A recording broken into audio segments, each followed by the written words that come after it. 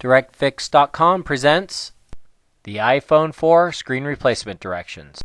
Warning, this content is intended to be used for informational and entertainment purposes only. You're using these video directions and its content at your own risk. AX Microsolution Inc. makes no representation, warranties, or condition of any kind, express or implied. Following these directions on this video will void your warranty. You're performing this repair at your own risk. Please be sure to visit us on the web at DirectFix.com. At checkout, use discount code YouTube7 for 7% off your first order. Using a SIM removal tool, please remove the SIM tray and the SIM from the unit.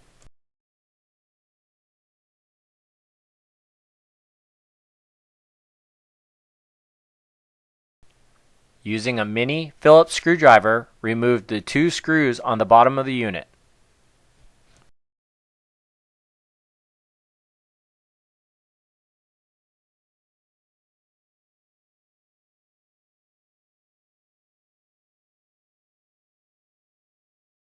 Sliding the back cover up slightly, you'll be able to pull it up and take the back cover off the unit.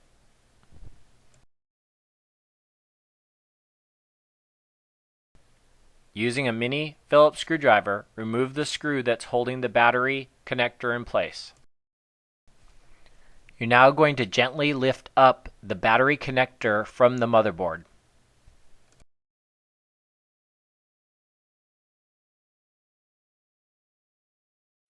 Pulling the battery tab up will help to remove the battery from the unit. It is kind of glued in, so you have to pull a little bit hard.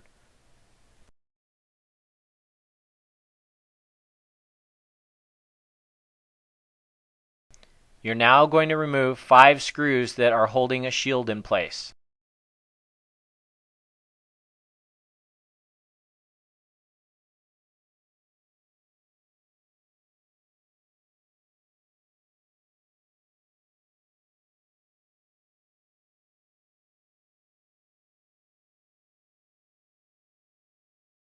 With the screws removed, you'll be able to lift the shield up, but be careful, there are 2 hinges that are holding the shield in place.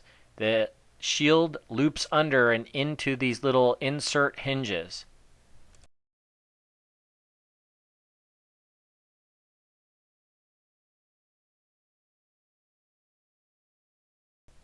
Using a Phillips screwdriver, remove the 2 screws over the shield from the connector.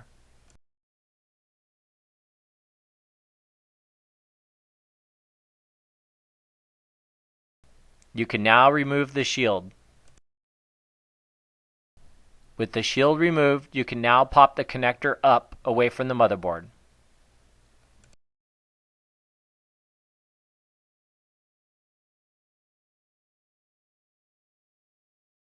Using a Phillips screwdriver, remove the 2 screws that are holding the vibrating motor in place.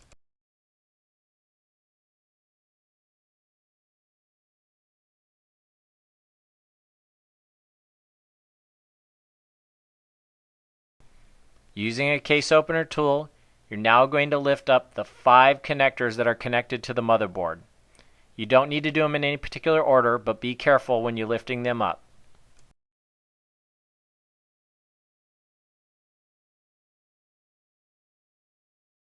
Using the case opener tool, you're now going to lift the connector that connects the camera. Once the connector is lifted up, you'll be able to remove the camera.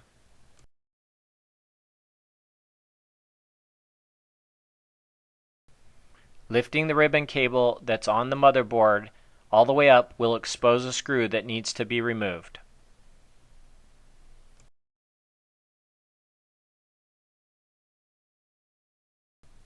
Using a small Phillips screwdriver, remove the 2 screws, one that you just exposed and the other one on the side of the unit that is over the speaker housing.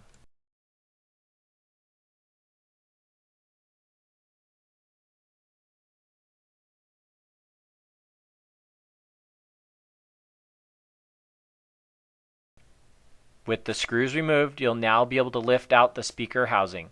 Watch out, there is still a speaker connector wire attached to the motherboard that will need to be disconnected. Using a small flat blade screwdriver, pop the connector up carefully.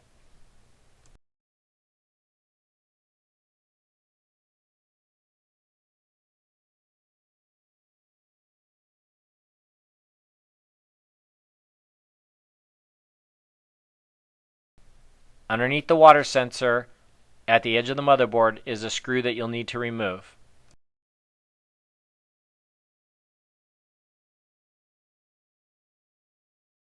Using a flat blade screwdriver, there is one more screw that needs to be removed before you can remove the motherboard.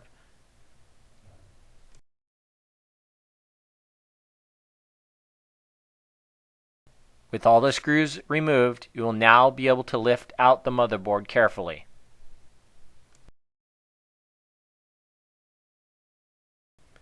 In order to remove the screen, you're going to have to remove 10 screws. There are 6 large screws on the side of the unit, 3 on each side, that have washers. There are also 4 small screws, 1 in each corner, that need to be removed.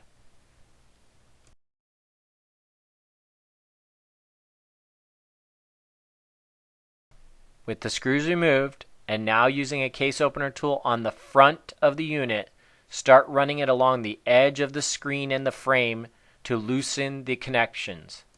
When lifting the screen out, try to lift upward. Be careful, there is adhesive tape that is holding the screen in place to a metal frame. Make sure to run the cables through the frame before removal. Please be sure to click the link on the right side of the screen to take you to our website, DirectFix.com, for all your parts and accessory needs.